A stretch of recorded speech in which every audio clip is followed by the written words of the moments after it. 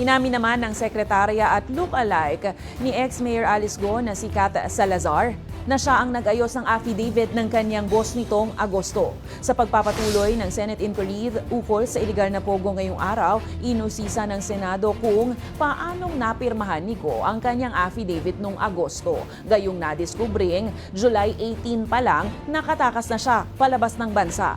Ayon kay Salazar, napag-utusan lang siya ng kanyang boss na nakausap niya via WeChat. Pinakuha sa bahay ni Go ang brown envelope. Nasa loob ang pirmado ng huling pahina para sa affidavit. Kinumpirma naman ni Go na siya ang lumagda doon.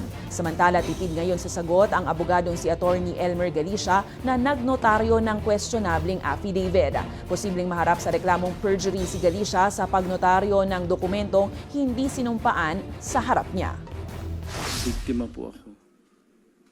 I am invoking my right against self-incrimination po.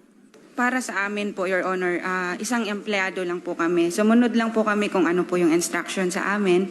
Regarding naman po doon kung alam po. Tinawagan ka ni, sinasabi mo tinawagan ka ni Alice Go.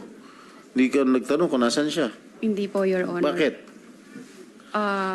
Wala rin po ako sa posisyon para tanungin kung nasan po siya.